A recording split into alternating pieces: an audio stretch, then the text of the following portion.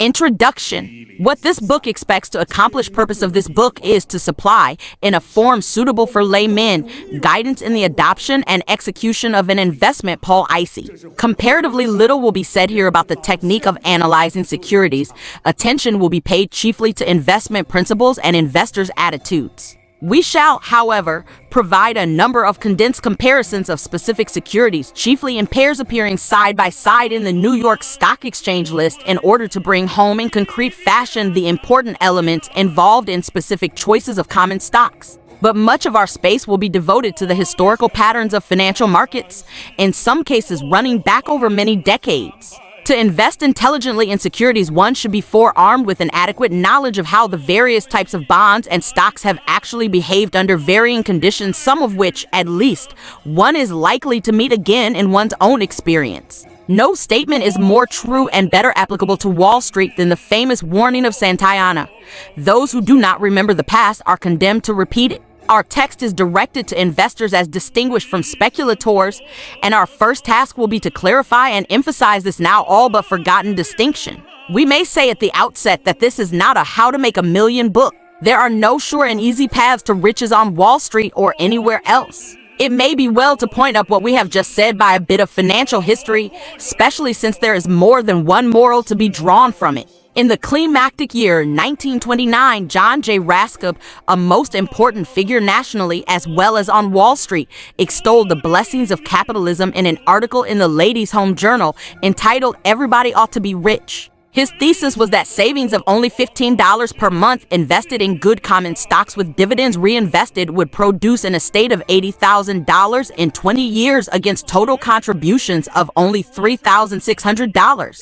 If the General Motors tycoon was right, this was indeed a simple road to riches. How nearly right was he? Our rough calculation based on assumed investment in the 30 stocks making up the Dow Jones Industrial Average GIA indicates that if Raskob's prescription had been followed during 1929 to 1948, the investors' holdings at the beginning of 1949 would have been worth about $8,500. This is a far cry from the great man's promise of $80,000, and it shows how little reliance can be placed on such optimistic forecasts and assurances. But as an aside, we should remark that the return actually realized by the 20-year operation would have been better than 8% compounded annually, and this despite the fact that the investor would have begun his purchases with the GIA at 300 and ended with a valuation based on the 1948 closing level of 177. This record may be regarded as a persuasive argument for the principle of regular monthly purchases of strong common stocks through thick and thin, a program known as dollar cost averaging. Since our book is not addressed to speculators, it is not meant for those who trade in the market.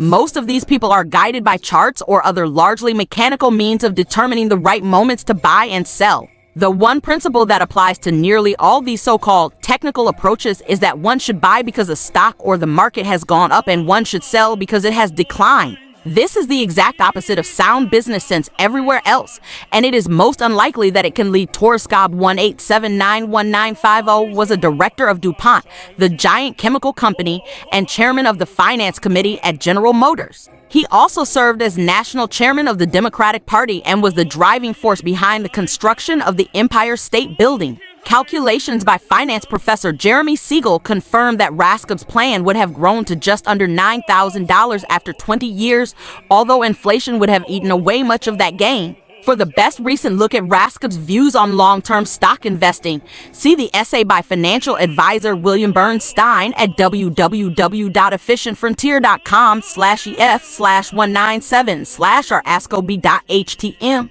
Lasting success on Wall Street. In our own stock market experience and observation, extending over 50 years, we have not known a single person who has consistently or lastingly made money by thus following the market. We do not hesitate to declare that this approach is as fallacious as it is popular. We shall illustrate what we have just said, though. Of course, this should not be taken as proof by a later brief discussion of the famous Dow theory for trading in the stock market. Since its first publication in 1949, revisions of The Intelligent Investor have appeared at intervals of approximately 5 years. In updating the current version, we shall have to deal with quite a number of new developments since the 1965 edition was written. These include 1. An unprecedented advance in the interest rate on high-grade bonds.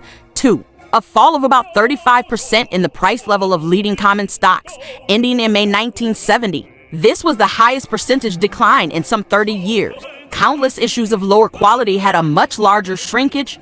3. A persistent inflation of wholesale and consumers' prices, which gained momentum even in the face of a decline of general business in 1970.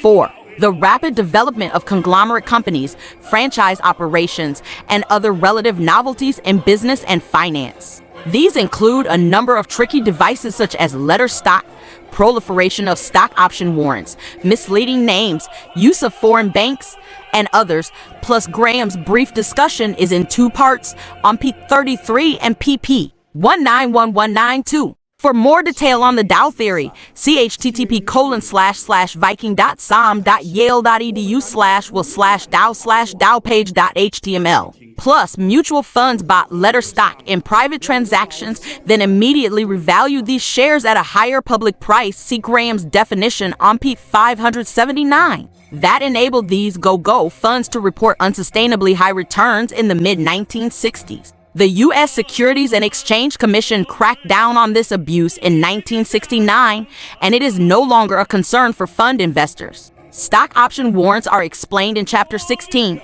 5. Bankruptcy of our largest railroad, excessive short and long-term debt of many formerly strongly entrenched companies, and even a disturbing problem of solvency among Wall Street houses. 6. The advent of the performance vogue in the management of investment funds, including some bank-operated trust funds, with disquieting results. These phenomena will have our careful consideration, and some will require changes in conclusions and emphasis from our previous edition. The underlying principles of sound investment should not alter from decade to decade, but the application of these principles must be adapted to significant changes in the financial mechanisms and climate. The last statement was put to the test during the writing of the present edition, the first draft of which was finished in January 1971. At that time, the GIA was in a strong recovery from its 1970 low of 632 and was advancing toward a 1971 high of 951 with attendant general optimism. As the last draft was finished, in November 1971, the market was in the throes of a new decline, carrying it down to 797 with a renewed general uneasiness about its future. We have not allowed these fluctuations to affect our general attitude towards sound investment policy, which remains substantially unchanged since the first edition of this book in 1949. The extent of the market's shrinkage in 1969-70 should have served to dispel an illusion that had been gaining ground during the past 2 decades. This was that leading common stocks could be bought at any time and at any price, with the assurance not only of ultimate profit, but also that any intervening loss would soon be recouped by a renewed advance of the market to New High Lev, the Penn Central Transportation Co., then the biggest railroad in the United States, sought bankruptcy protection on June 21st, 1970, shocking investors who had never expected such a giant company to go under. CP 423.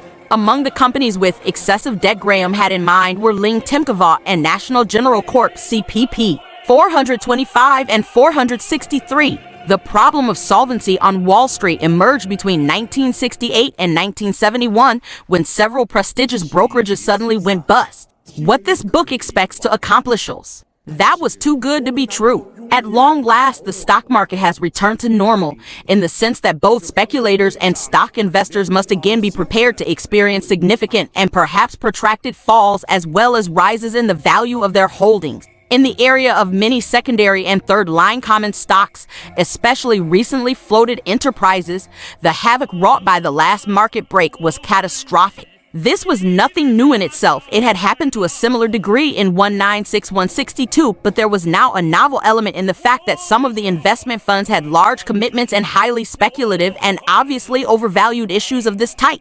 Evidently, it is not only the tyro who needs to be warned that while enthusiasm may be necessary for great accomplishments elsewhere, on Wall Street it almost invariably leads to disaster. The major question we shall have to deal with grows out of the huge rise in the rate of interest on first-quality bonds. Since late 1967, the investor has been able to obtain more than twice as much income from such bonds as he could from dividends on representative common stocks. At the beginning of 1972, the return was 7.19% on highest grade bonds versus only 2.76% on industrial stocks. This compares with 4.4% and 2.92% respectively at the end of 1964. It is hard to realize that when we first wrote this book in 1949, the figures were almost the exact opposite.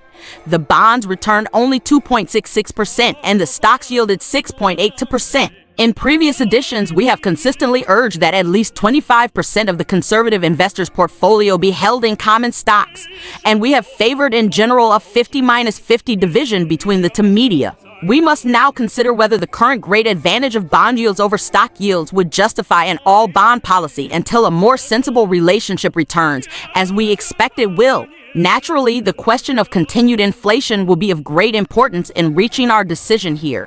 A chapter will be devoted to this discussion. See Chapter 2. As of the beginning of 2003, U.S. Treasury bonds maturing in 10 years yielded 3.8%, while stocks as measured by the Dow Jones Industrial Average yielded 1.9%. Note that this relationship is not all that different from the 1964 figures that Graham cites. The income generated by top-quality bonds has been falling steadily since 1981. In the past, we have made a basic distinction between two kinds of investors to whom this book was addressed: the defensive and the enterprising. The defensive or passive investor will place his chief emphasis on the avoidance of serious mistakes or losses. His second aim will be freedom from effort, annoyance, and the need for making frequent decisions. The determining trait of the enterprising or active or aggressive investor is his willingness to devote time and care to the selection of securities that are both sound and more attractive than the average. Over many decades, an enterprising investor of this sort could expect a worthwhile reward for his extra skill and effort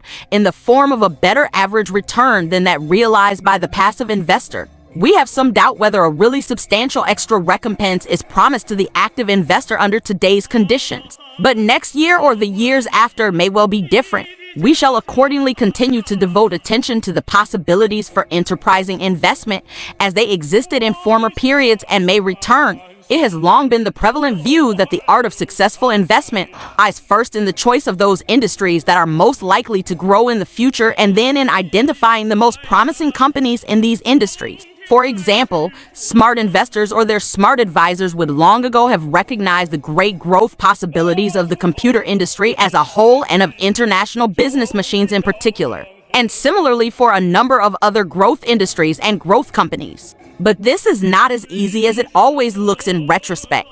To bring this point home at the outset, let us add here a paragraph that we included first in the 1949 edition of this book. Such an investor may, for example, be a buyer of air transport stocks because he believes their future is even more brilliant than the trend the market already reflects. For this class of investor, the value of our book will lie more in its warnings against the pitfalls lurking in this favorite investment approach than in any positive technique that will help him along his path. Air transport stocks, of course, generated as much excitement in the late 1940s and early 1950s as internet stocks did a half-century later.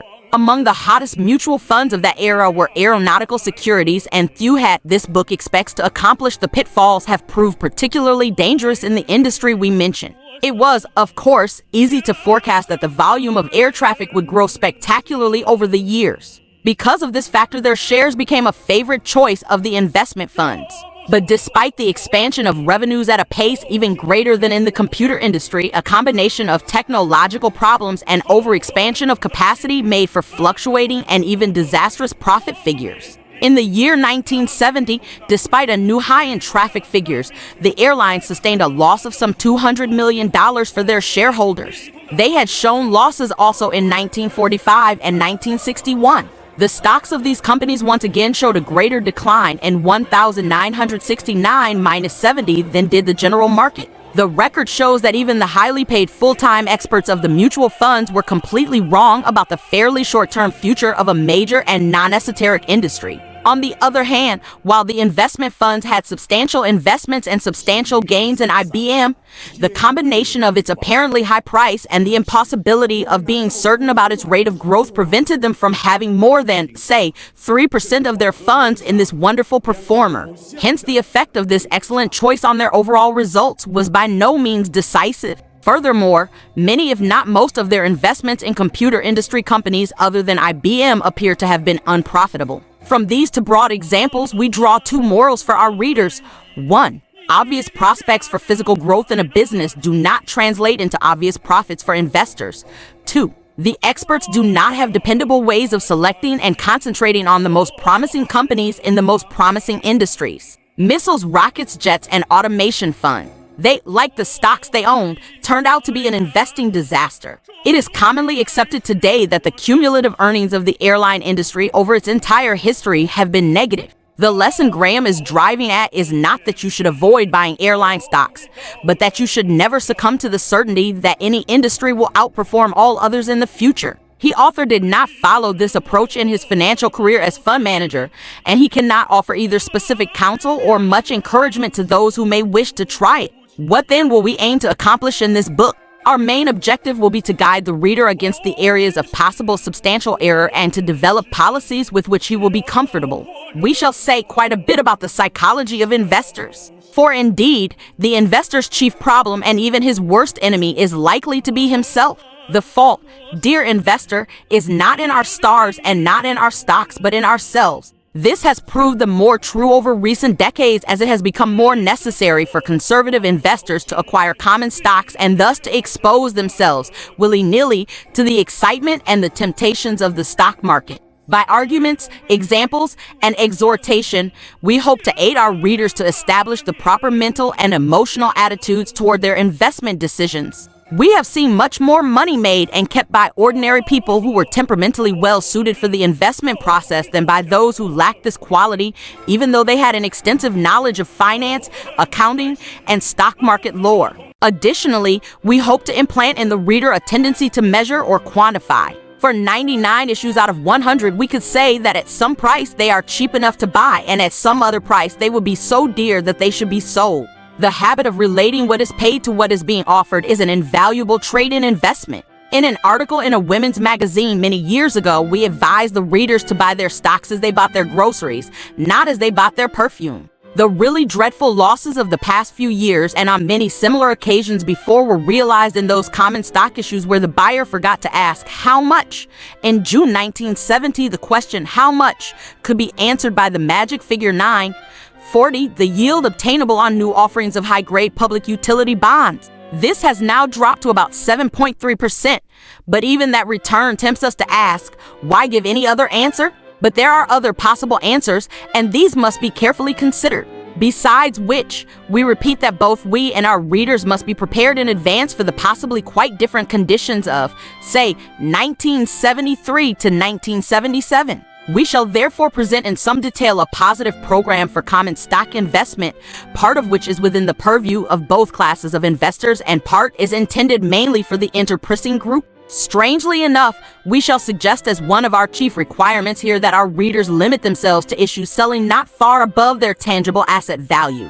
The reason for this seemingly outmoded counsel is both practical and psychological. Experience has taught us that while there are many good growth companies worth several times net assets, the buyer of such shares will be too dependent on the vagaries and fluctuations of the stock market. By contrast, the investor in shares, say, of public utility companies at about their net asset value can always consider himself the owner of an interest in sound and expanding businesses acquired at a rational price regardless of what the stock market might say to the contrary.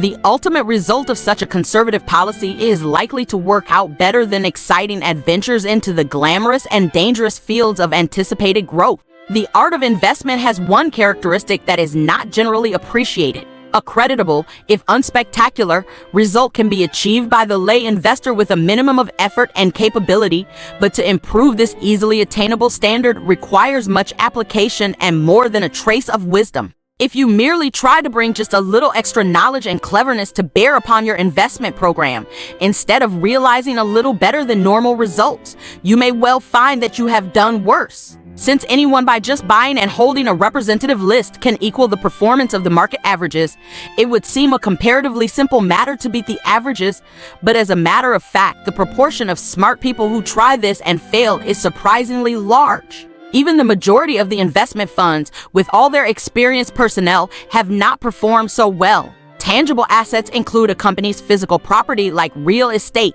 factories, equipment, and inventories, as well as its financial balances such as cash, short-term investments, and accounts receivable. Among the elements not included in tangible assets are brands, copyrights, patents, franchises, goodwill, and trademarks. To see how to calculate tangible asset value, see footnote T on p. 198. Over the years, as has the general market. Allied to the foregoing is the record of the published stock market predictions of the brokerage houses, for there is strong evidence that their calculated forecasts have been somewhat less reliable than the simple tossing of a coin. In writing this book, we have tried to keep this basic pitfall of investment in mind. The virtues of a simple portfolio policy have been emphasized: the purchase of high-grade bonds plus a diversified list of leading common stocks which any investor can carry out with a little expert assistance. The adventure beyond this safe and sound territory has been presented as fraught with challenging difficulties, especially in the area of temperament. Before attempting such a venture, the investor should feel sure of himself and of his advisors, particularly as to whether they have a clear concept of the differences between investment and speculation and between market price and underlying value. A strong-minded approach to investment, firmly based on the margin of safety principle, can yield handsome rewards. But a decision to try for these emoluments rather than for the assured fruits of defensive investment should not be made without much self-examination. A final retrospective thought. When the young author entered Wall Street in June 1914, no one had any inkling of what the next half-century had in store. The stock market did not even suspect that a world war was to break out into months and close down the New York Stock Exchange. Now, in 1972, we find ourselves the richest and most powerful country on earth, but beset by all sorts of major problems and more apprehensive than confident of the future. Yet, if we confine our attention to American investment experience, there is some comfort to be gleaned from the last 57 years. Through all their vicissitudes and casualties, as earth-shaking as they were unforeseen, it remained true that sound investment principles produce generally sound results. We must act on the assumption that they will continue to do so. Note to the reader: this book does not address itself to the overall financial policy of savers and investors. It deals only with that portion of their funds which they are prepared to place in marketable or redeemable securities, that is, in bonds and stocks. What this book expects to accomplish. Consequently, we do not discuss such important media as savings and time deposits, savings and loan association accounts, life insurance, annuities, and real estate mortgages or equity ownership. The reader should bear in mind that when he finds the word now or the equivalent in the text, it refers to late 1971 or early 1972. Commentary on the introduction. If you have built castles in the air, your work need not be lost. That is where they should be. Now put the foundations under them. Henry David Thoreau, while didn't entice that Graham announces from the start that this book will not tell you how to beat the market.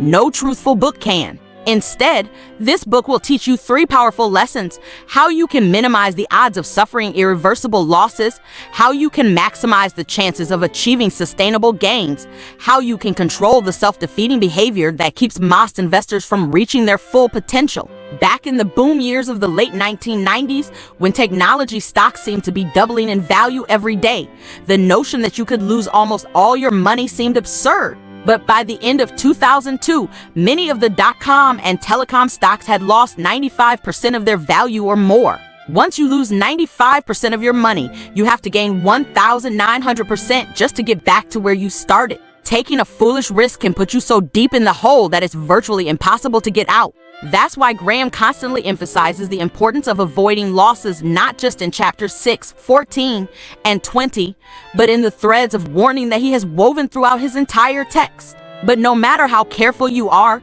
the price of your investments will go down from time to time. While no one can eliminate that risk, to put this statement in perspective, consider how often you are likely to buy a stock at $30 and be able to sell it at $600.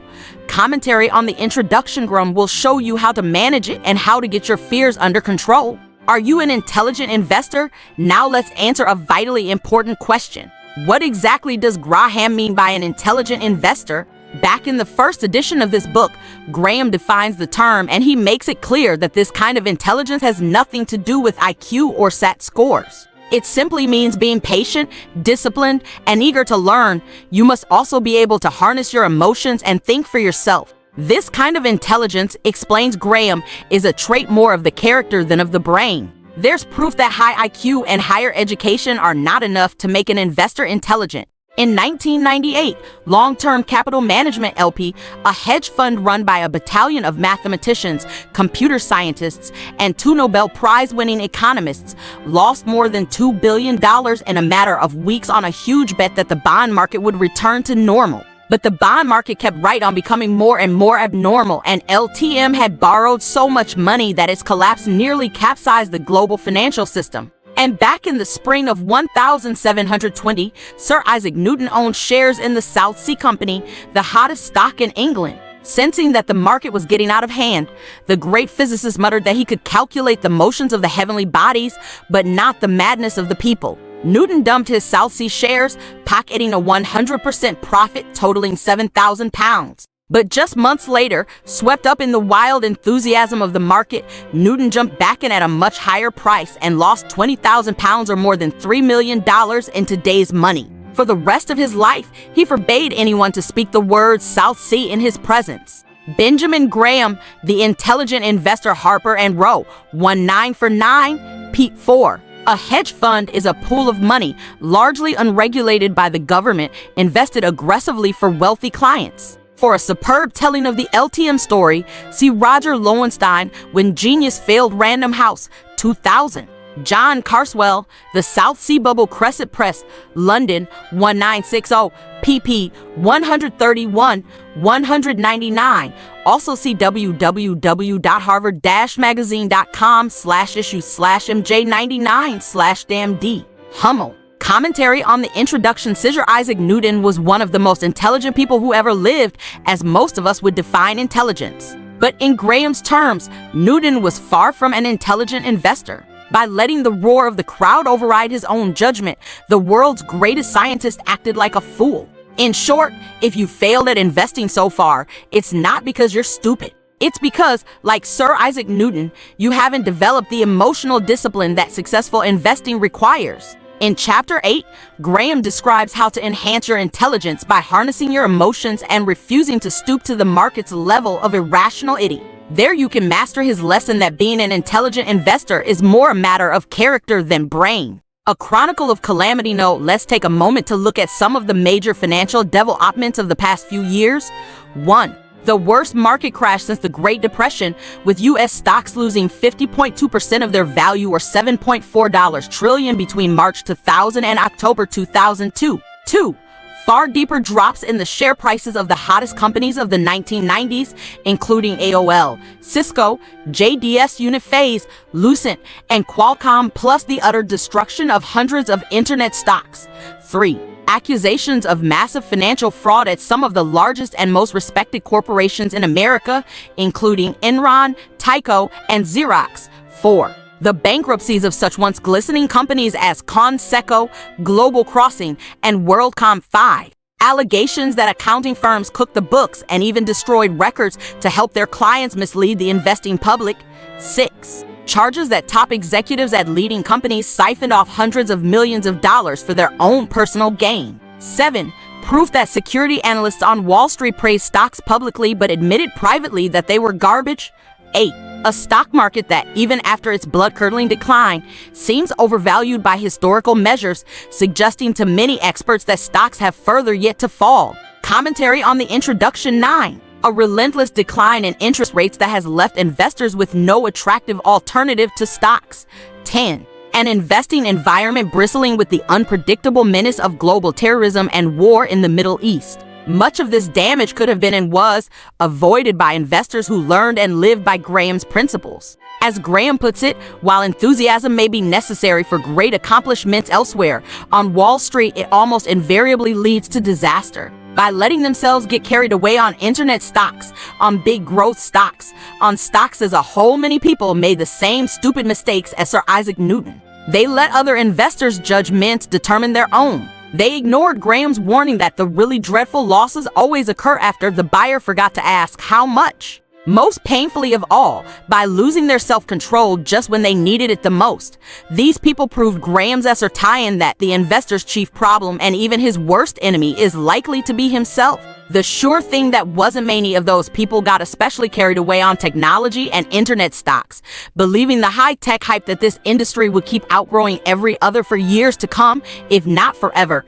In mid-1999, after earning a 117.3% return in just the first 5 months of the year, Monument Internet Fund portfolio manager Alexander Chun predicted that his fund would gain 50% a year over the next 3 to 5 years and an annual average of 35% over the next 20 years. Constance Loizo's Q&A, Alex Chun, Investment News, May 17, 1999, peak 38. The highest 20-year return in mutual fund history was 25.8% per year, achieved by the legendary Peter Lynch of Fidelity Magellan over the 2 decades ending December 31, 1994. Lynch's performance turned $10,000 into more than $982,000 in 20 years. Chun was predicting that his fund would turn $10,000 into more than $4 million over the same length of time. Instead of regarding Chun as ridiculously over-optimistic, investors threw commentary on the introduction after his Amerindo Technology Fund rose an incredible 248.9% in 1999.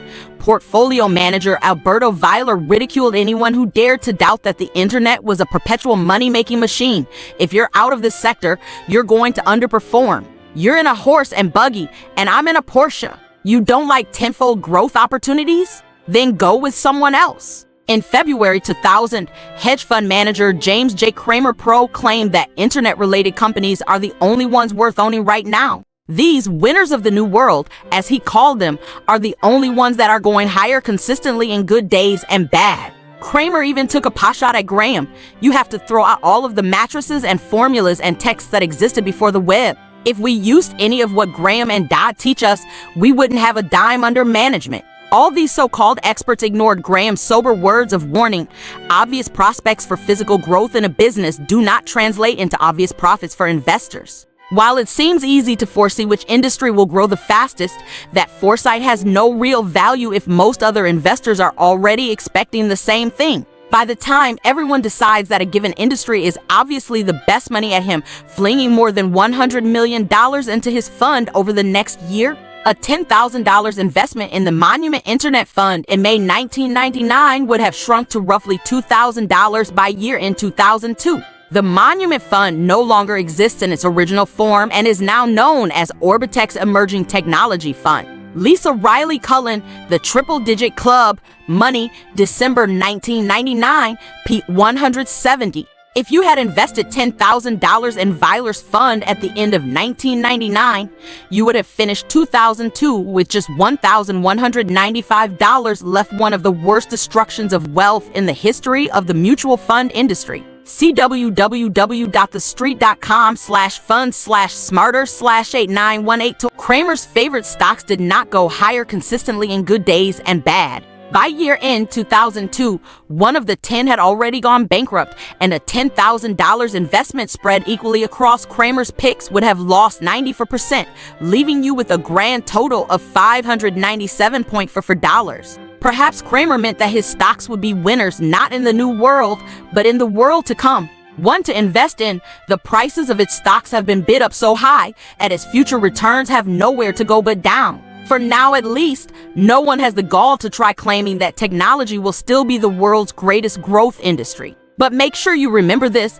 the people who now claim that the next sure thing will be healthcare or energy or real estate or gold are no more likely to be right in the end than the hypesters of high tech turned out to be. The silver lining. If no price seemed too high for stocks in the 1990s, in 2003 we've reached the point at which no price appears to be low enough. The pendulum has swung, as Graham knew it always does, from irrational exuberance to unjustifiable pessimism. In 2002, investors yanked $27 billion out of stock mutual funds, and a survey conducted by the Securities Industry Association found that 1 out of 10 investors had cut back on stocks by at least 25%. The same people who were eager to buy stocks in the late 1990s when they were going up in price and therefore becoming expensive sold stocks as they went down in price and by definition became cheaper. As Graham shows so brilliantly in Chapter 8, this is exactly backwards. The intelligent investor realizes that stocks become more risky,